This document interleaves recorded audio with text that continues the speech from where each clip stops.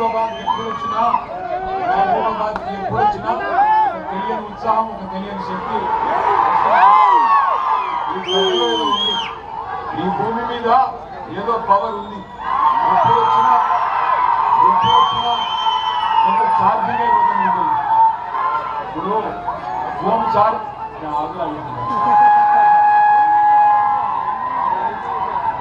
Charge అయిపోతే charge పెట్టుకుంటాం కదా, అట్లా ఎప్పుడైనా డల్ అయితే రాజకీయ నాయకులు మేము ముఖ్యంగా టీఆర్ఎస్ కులం మహబాద్ వస్తే మళ్ళీ ఫుల్ ఛార్జ్ అయిపోతుంది.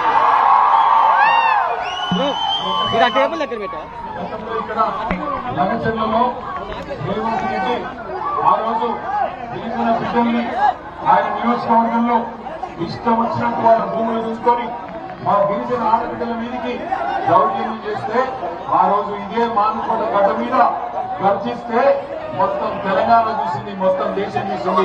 మీ ఉత్సాహంతో మీ ఊపితో ఆయనకు కూడా తిరిగిరాక తప్పలేదు, ఆ గిరిజన చదువులని విడిచిపెట్టక తప్పలేదు.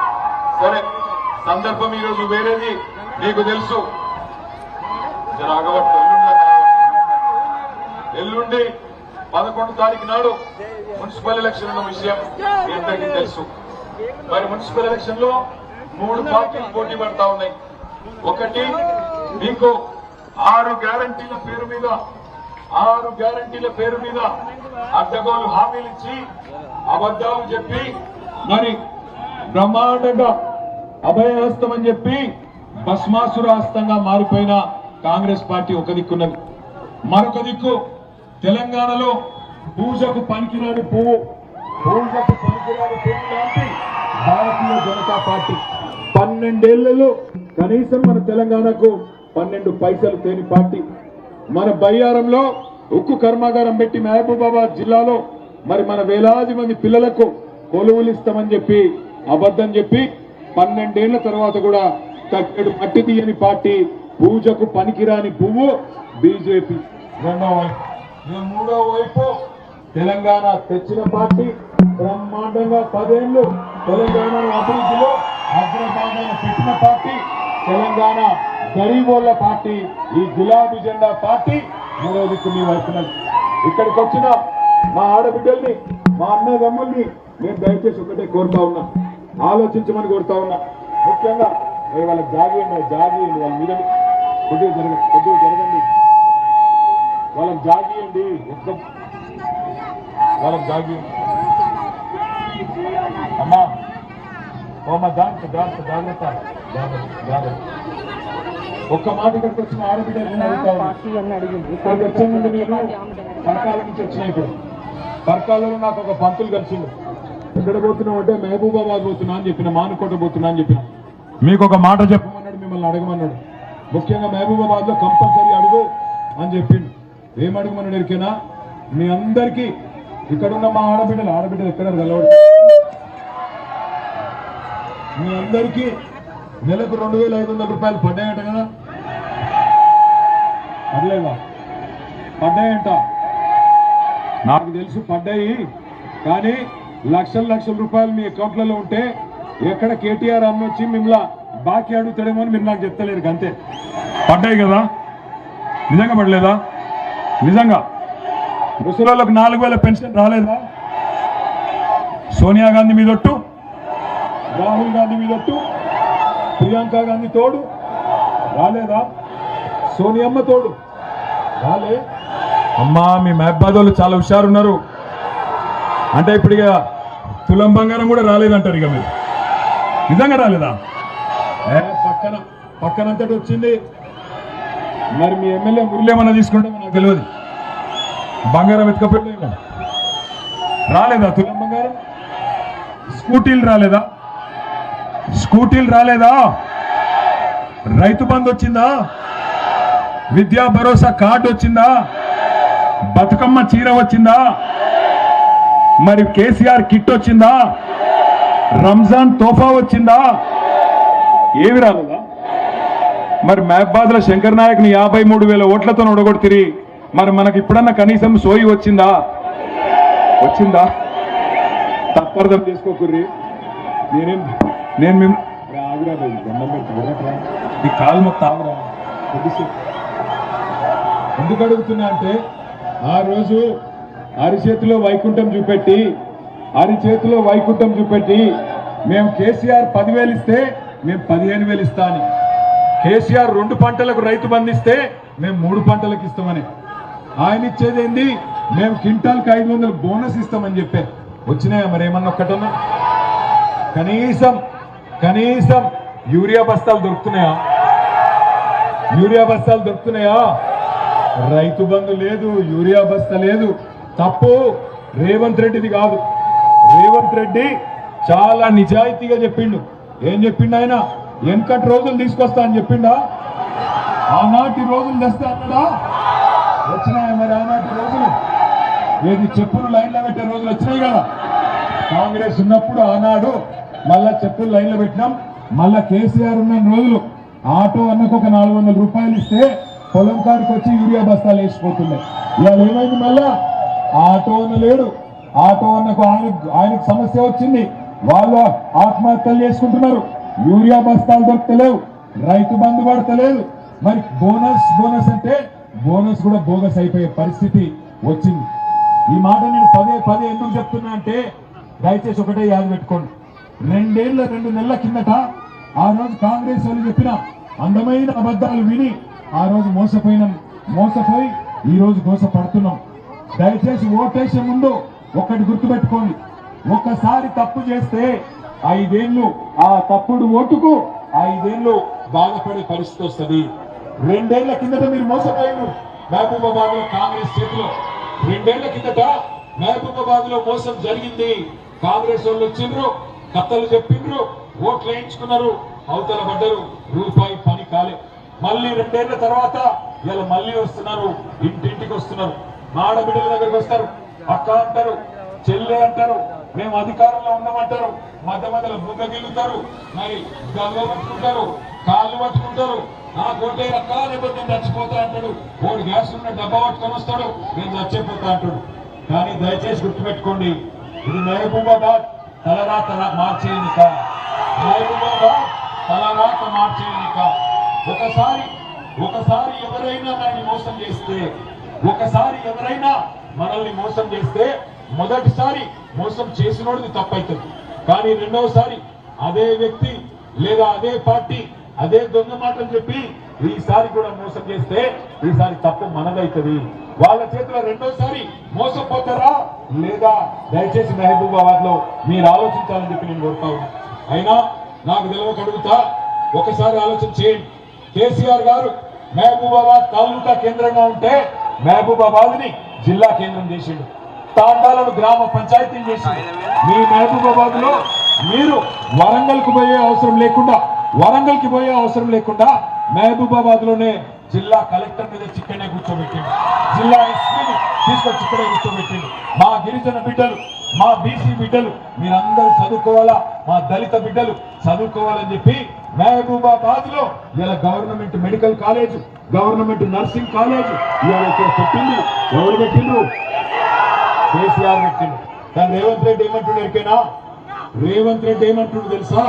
రేవంత్ రెడ్డి ఏమంటుండంటే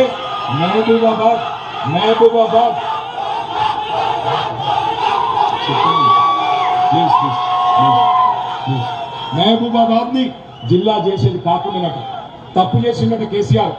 మహబూబాబాద్ తాలూకా లెక్కనే ఉండాలన్నట, మళ్ళా జిల్లా ఎత్తేస్తారట. మరి జిల్లా ఉండాలన్నా మహబూబాద్ పోవాలన్నా? ఉండాలంటే ఒకసారి చేయలేవట్టండి. మహబూబాద్ జిల్లా ఉండాలంటే చేయలేవట్టండి. వద్దా మీకు జిల్లా? మహబూబాద్ జిల్లా ఉండాలా వద్దా అన్న? వెనకాల ఉండాలంటే కాంగ్రెస్ ఓడాలి. ఎందుకంటే లేకపోతే రేవంత్ రెడ్డి మీ ఏలుతో మీ కన్నునే పొడిపించే కుట్ర చేస్తున్నాడు. రేవంత్ రెడ్డికి చరిత్ర తెలియదు, వర్తమానం తెలియదు, భవిష్యత్తు అంతకంటే లేదు. నిన్నగాక మన నిజామాబాద్ పోయి అక్కడ చెప్తున్నాడు, మహాకవి దాశరథి గారట నిజామాబాద్ లో పుట్టినాడు. మన మహబూబాబాద్ లో మన గూడూరులో పుట్టిన దాశరథి తీసుకపోయి నిజామాబాద్ లో పుట్టినట్టు. ఎంత తెలివి తక్కువడంటే చిన్నగూడూరులో మరి ఎంత ఘోరం అంటే రేవంత్ రెడ్డికి చరిత్ర తెలియదు, సంస్కృతి తెలియదు, కనీసం నీళ్ల గురించి కూడా తెలియదు. ఉత్తర భారతదేశంలో హిమాచల్ ప్రదేశ్ లో బాక్రా నంగల్ అనే ఒక ప్రాజెక్ట్ ఉంటుంది. మన రేవంత్ రెడ్డి చెప్తున్నాడు స్వాతంత్ర దినోత్సవం రోజు బాక్రా నంగల్ అనే ప్రాజెక్ట్ అట తెలంగాణలో ఉన్నదట. మన గిడ్డ గొప్పోడు మన ముఖ్యమంత్రి. మీరు చూస్తున్నారు, ఆయన గురించి నేను ఎక్కువ చెప్పా, కానీ ఒకటి మాత్రం పక్కాగా గుర్తుపెట్టుకోండి. ఇవాళ రేవంత్ రెడ్డికి ఒకటి తెలుసు, బూతులు మాట్లాడడం మాత్రమే తెలుసు. నేను అడిగినాననుకో, అన్నా ఏమాయే 100 రోజుల్లోనే 2500 ఇస్తా అంటారు కదా, ఏమాయే అని అడిగినాం అనుకో, ఏమంటాడు తెలుసా, ఈ లాగుల తొండలు ఇచ్చి పెడతా అంటాడు. ఏమాయ తులం బంగారం రేవంత్ రెడ్డి అంటే నీ గుడ్లు వీచి గోటీలు ఆడుతా అంటాడు. ఏమైనా నాయన 4000 పెన్షన్ అంటే నీ పేగులు తీసి మెడలేసుకుంటా. ఎవడన్నా ముఖ్యమంత్రి ఇంత చిల్లరగా మాట్లాడినాడు మనం చూసినామా? మనం ఎన్టీ రామారావు గారిని చూసినాం, చంద్రబాబు నాయుడు చూసినాం, రాజశేఖర రెడ్డి చూసినాం, ఆ తర్వాత కిరణ్ కుమార్ రెడ్డి, రోసయ్య, ఆ తర్వాత మన నాయకుడు కేసీఆర్ చూసినాం, ఆ తర్వాత ఈ బుడ్రేఖాన్ గారిని చూస్తున్నాం. ఆడు భూమికి 3 ఫీట్లు ఉంటాడు, డైలాగులో తీసుమాడుతాం డైలాగులు ఉంటాయి. కేసీఆర్ నట కాదు కేసీఆర్ నట ఆనవాళ్ళు లేకుండా చేస్తున్నట్టు, కేసీఆర్ ఆనవాళ్ళు లేకుండా చేస్తున్నట్టు. నేను ఒక్కటే చెప్తున్నా, రేవంత్ రెడ్డి గుర్తుపెట్టుకో, అధికారం ఎవరికి శాశ్వతం కాదు. నీలక నీలిగినోళ్ళు మస్తు వచ్చిండ్రు, మస్తుగా పోయిండ్రు. మా కేసీఆర్ ఇంటిగా కూడా వీకలేవు. నా కొడకని గుర్తుపెట్టు. ఏమిగా అడుగుతుంది ఓ 2 ఏళ్ళు ఆడవిడ ఉన్నాడు. అన్నదాన్ని సినిమా వచ్చింది, మీరు చూసినా లేదు. ఆడవిడ హింసించే పులకేసి రాజు అని ఓ వీడు కూడా కదే.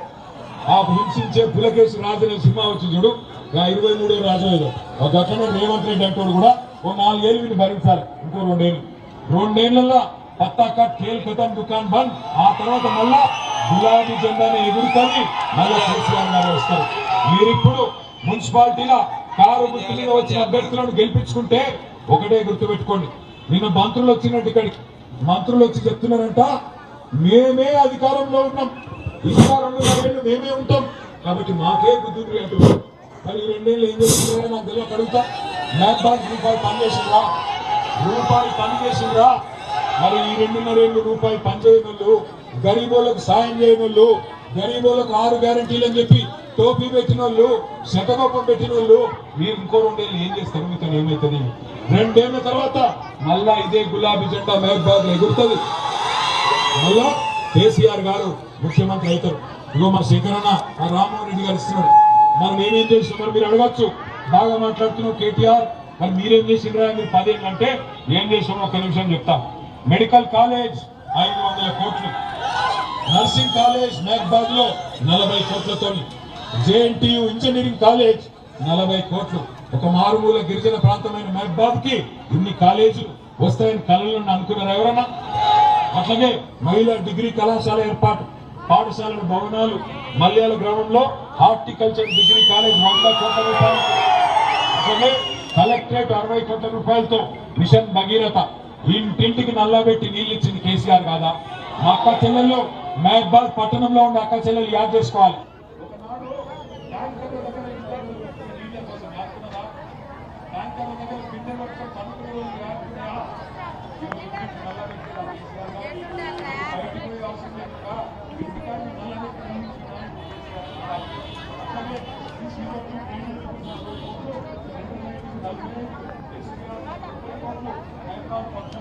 రాట్లే పనులు 9.5 ఏళ్ళు కేసీఆర్ గారు చేసినా చేయలేదా? ఒక్కసారి అట్లనే టెంపుల్ కూడా అభివృద్ధికి జరగరా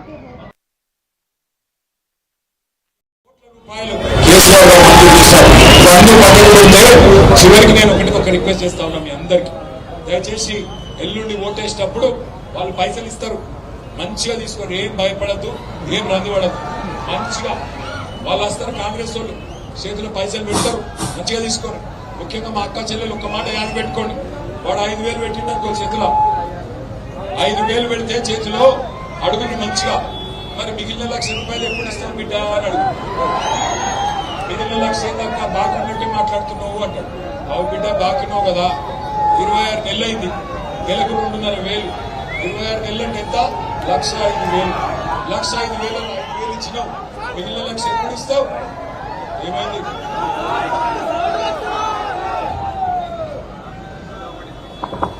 ఇప్పుడు వినబడుతుందా?